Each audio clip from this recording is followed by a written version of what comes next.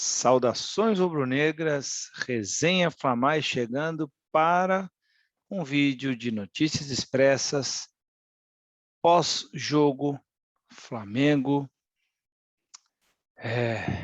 Flamengo e Chapecoense na Arena Condá na segunda-feira e também pré-jogo de Flamengo e Bahia amanhã no Maracanã, ou você que estiver vendo hoje, né, no Maracanã às 7 horas, dia 11 de novembro. Pois é, Flamengo e Bahia, quinta-feira. Bom, começando esse vídeo agora, eu queria... Estou de preto hoje, não estou com a camisa do Flamengo, por um motivo em especial. A torcida do Flamengo ela tem agido de uma forma bem diferente, como é de costume, de praxe de boa parte. Nós temos grandes torcedores, torcedores de muita qualidade, temos torcedores que amam o Clube de Regatas do Flamengo de forma incondicional e respeitam, obviamente criticam, ficam chateados, claro, não há dúvida. Porém, estão extrapolando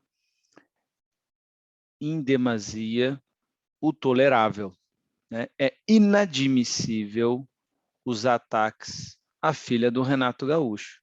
Gente, pelo amor de Deus, qual é a inferência dela no resultado positivo ou negativo do Clube de Regatas do Flamengo no seu futebol profissional?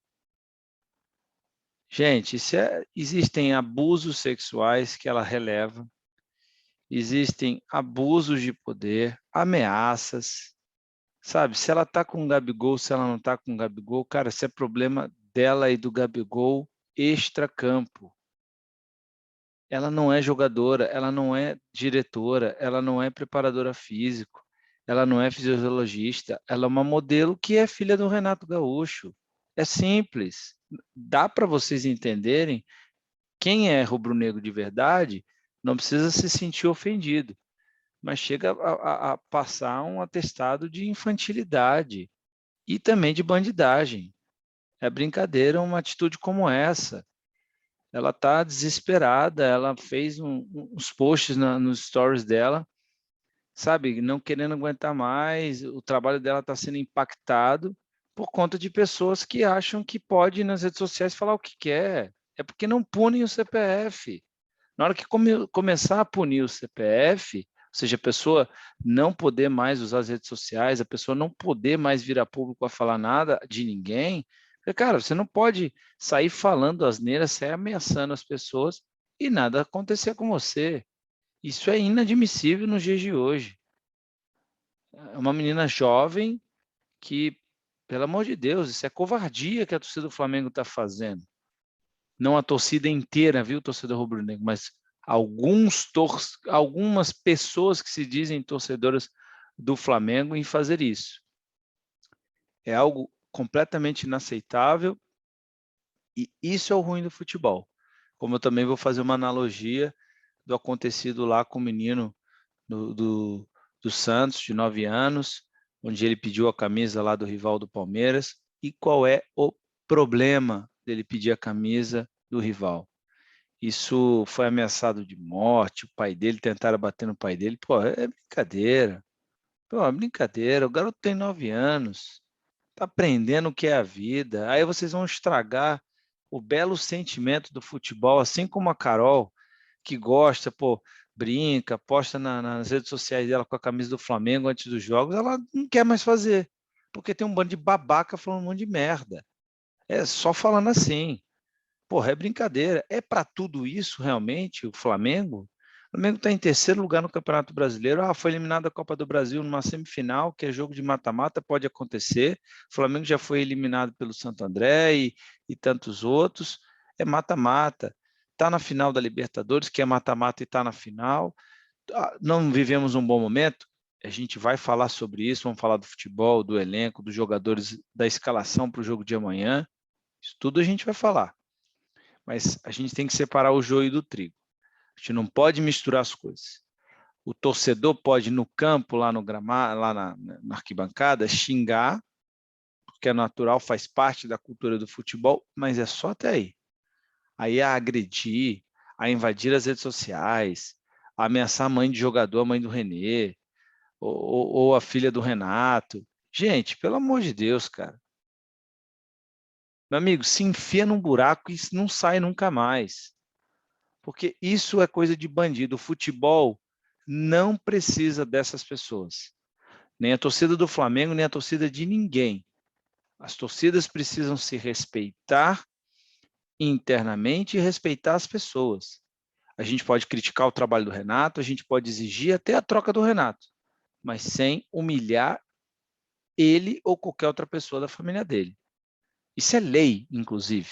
Se for bater a lei, você que fez isso, se você estiver me ouvindo, possivelmente você é passível de um processo jurídico e que pode dar até a condenação. Então, você que está ameaçando as pessoas aí, à torta e direito, por qualquer coisa, tome cuidado, cara, porque realmente as pessoas estão olhando, estão vendo, e tem advogados do bem ali que estão ajudando a mapear. E aí eu sugiro a Carol Portalupe a fazer o mesmo. Bloqueie, processe, sabe? Vá na justiça, procure seus direitos, porque você não merece isso. A torcida do Flamengo não é isso, Carol. Ela não é isso. A torcida do Flamengo é uma torcida boa, é uma torcida que abraça o time, que nos momentos ruins está com o time, nos momentos bons também. Então, o verdadeiro torcedor rubro-negro está nas boas e também está nas ruins. E não é por conta de um mau momento no futebol que a gente vai sair atacando a tudo e a torta direito, pichar o muro, já sabe, fazer vandalismo, fazer o clube gastar dinheiro. Ah, um dinheiro é pouco, porque fatura 1 bilhão. Não importa, mas você está pichando o muro do seu clube. Será que você é flamenguista de verdade? Ou você é um torcedor? Ou você é um bandido transvestido de torcedor? Para mim é mais ou menos essa opinião. Então, eu queria começar falando no vídeo sobre isso, que é inadmissível esses acontecimentos, principalmente nos dias de hoje. E vamos falar um pouco entre Flamengo e Chapecoense, 2-2, e fazendo o prognóstico do jogo de amanhã, Flamengo e Bahia, ou se você estiver vendo agora, Flamengo e Bahia, no jogo de hoje, quinta-feira, às 7 horas da noite, que vai passar no Premier. Bom, Flamengo e Chapecoense. Tivemos roubo? Perfeitamente. Tivemos o várzea? Perfeitamente. O VAR é uma várzea. Péssimo. Só que o Flamengo também não pode empatar, depender de uma análise ou não do VAR, para vencer a Chapecoense, lanterna do Campeonato Brasileiro, que não ganhava de ninguém.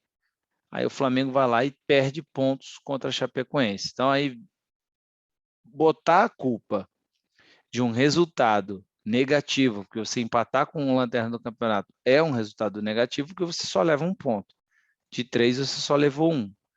Onde você tem um melhor elenco, onde você tem uma boa de uma estrutura, você é o atual bicampeão brasileiro, você não pode, de maneira nenhuma, empatar com o lanterna do Campeonato Brasileiro. Se você quer disputar o título. Então, no meu entender, sim, houve falhas gravíssimas, o Flamengo tem que cobrar, mas acho que nos bastidores, só que nos bastidores, né, é o ponto que eu vou acabar sendo repetitivo o tempo inteiro, essa diretoria do Flamengo perdeu a mão com os bastidores na CBF. Perdeu a mão quando não mandou ninguém ser representante na reunião de volta ou não volta do futebol, quando ela acha que sozinha ela vai peitar tudo. A gente está falando de Brasil, a gente está falando de uma cultura brasileira que não é assim. O Flamengo adotou uma postura que a própria torcida do Flamengo não é. A gente brinca de que é outro patamar, mas no dia a dia a gente sabe ser humilde. A gente zoa os nossos rivais, mas zoação, não arrogância. E a diretoria do Flamengo, infelizmente, foi arrogante e os bastidores têm influência. O Flamengo em 2019 era outro comportamento, tanto da diretoria quanto de jogadores, quanto de departamento, tudo. Ah, o Jesus deu muito certo. Sim, como a diretoria também fez tudo certo. A diretoria trocou o Abel no momento que tinha que trocar, trouxe jogadores importantes na hora que tinha que trazer e deu as condições e focou naquele ano em conquistar títulos, porque também era pressionado. Porque essa diretoria, quando assume, ela assume uma pressão de ganhar títulos, porque dinheiro o Bandeira de Melo deixou. E agora me parece que essa diretoria perdeu essa pressão, e assim como os jogadores atuais também, não vivem seus melhores momentos, boa parte deles. Gabigol, Everton Ribeiro, Bruno Henrique, não só físico, tático e técnico, né? Existe também a questão psicológica de você estar querendo vencer no Flamengo novamente.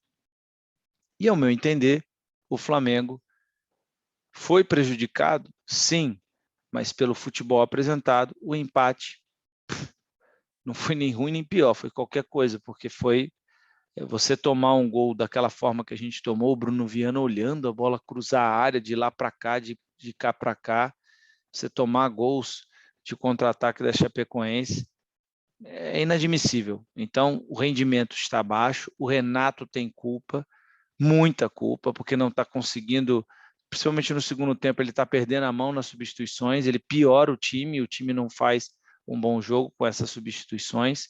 Ao mesmo tempo, os jogadores também não estão com a mesma fome, e aí a gente já falou bastante, departamento físico, departamento fisiológico, departamento médico, não estão 100% no seu rendimento. A gente vive um mau rendimento técnico-tático e de bastidores e do staff do Flamengo. O staff do Flamengo não vive um bom momento. Então, você analisar somente no Renato Gaúcho é errado. Você analisar só a diretoria é errado. Você analisar só os jogadores é errado. Você analisar só o departamento é errado. Você analisar só o VAR é errado.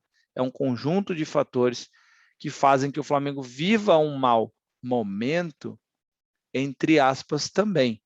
Se a gente analisar o todo, o Flamengo faz uma campanha de time que está disputando tudo que pode disputar.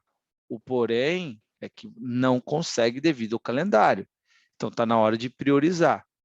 Está na hora, não, já passou da hora de priorizar a final da Libertadores, que contando no dia de hoje, faltam 16 dias para a final.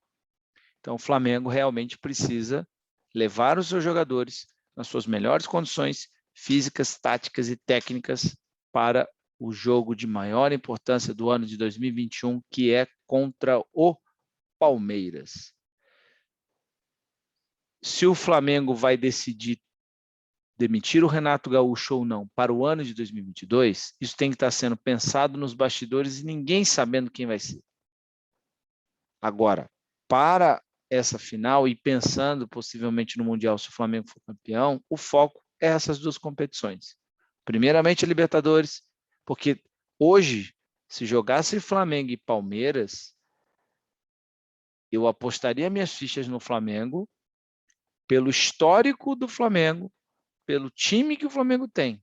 Mas se a gente olhar o rendimento, se eu pudesse apostar, porque é difícil apostar contra o meu clube, eu apostaria no Palmeiras, porque o Palmeiras hoje vive o melhor momento. Mas temos 16 dias para trabalhar, são 2 semanas praticamente aí de bastante oportunidade de preparar esses jogadores para que o Flamengo, de fato, possa fazer um bom futebol, um bom rendimento. E aí, falando sobre isso, já fazendo o prognóstico de Flamengo e Bahia, Bahia e Flamengo, o Flamengo terá alguns desfalques. A gente começa falando primeiramente pelos desfalques, tá? Então, nós temos o desfalque do Arrascaeta, ainda se recuperando de lesão. Pedro, a mesma coisa, recuperando de cirurgia, artroscopia. Felipe Luiz, também ainda em tratamento no departamento médico. O Isla foi convocado pela seleção chilena e está em quarentena. E Everton Ribeiro suspenso. De uma certa forma, é uma oportunidade do Everton Ribeiro poder descansar e começar a voltar a jogar o seu melhor futebol, que também, convenhamos, está bem abaixo. E qual que é a escalação provável para o jogo de hoje, agora já deu meia-noite, contra o Bahia às 19 horas? A gente vai colocar na tela aqui para vocês e a gente vai destrinchar. Pode ser que uma oposição ou outra mude ao longo do dia e o Renato faça essa modificação de acordo com as decisões que ele vai tomar. Mas a gente tem aqui a provável escalação que a gente apurou lá do Ninho do Urubu. Então, vamos colocar para vocês agora. Bom, galera, a escalação é essa: Gabriel Batista no gol ou Diego Alves, Mateuzinho, Rodrigo Caio, retorna o Davi Luiz para conseguir continuar tendo ritmo de jogo e chegar bem preparado na final da Libertadores. Ramon, uma vez que Felipe Luiz ainda está em recuperação. William Arão, Andréas Pereira retorna, tem o retorno do Andréas Pereira. O Diego volta na posição do Everton Ribeiro no jogo passado, ou o Vitinho, pode ser Diego ou Vitinho nessa posição. E aí o ataque tem sido formado aí por Bruno Henrique, Gabigol e Michael, e o treinador é o Renato Gaúcho. É uma escalação que tem condição de vencer do Bahia, se o Flamengo aplicar o seu bom futebol, se os jogadores tiverem com seu melhor rendimento. Vocês concordam comigo? Então, deixa aí o seu comentário, que é o momento agora de você comentar sobre a escalação do Flamengo com a gente, de você falar sobre as opiniões que a gente teceu sobre o menino Matheus, sobre a Carol Portaluppi, porque aqui, se tem resenha, o Resenha Fla Mais vem em busca e fala para vocês. Uma notícia expressa um pouco mais longa, porque a gente precisava realmente se posicionar. Acreditamos numa vitória do Flamengo contra o Bahia, mas não pensando em Campeonato Brasileiro, pensando em dar uma reanimada para a torcida e a gente continuar uma caminhada de boas energias para a final da Libertadores, porque precisamos, né? Precisamos.